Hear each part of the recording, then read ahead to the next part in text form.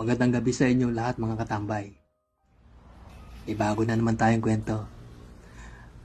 Alam niyo naman dito sa ating tambayan, hindi lang basta kwento ang hatid natin, kundi mga karanasan na magpapabilis ng tibok ng inyong mga puso at magpapainit sa malamig ninyong gabi.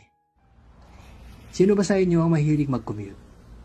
Yung tipong siksikan sa FX, amoy ng halo-halong pabango at pawis. At yung kaba tuwing may sasakay na bago. Pero papaano kung ang kabang yun ay hindi dahil sa takot, kundi dahil sa matinding atraksyon? Ang liham natin ngayong gabi ay galing kay Gab. Isang simpleng biyahe pa uwi ng probinsya na akala niya ay mauuwi lang sa mahimbing na tulog. Pero nabulabog ang isang matipunong estranghero. Sipin nyo, 2 tao sa likuran ng upuan.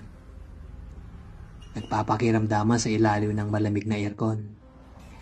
Habang ang mundo sa labas ay patuloy ang pag-ikot. Ito ang biyaheng FX, ang matipunong estranghero sa likuran ng sasakyan.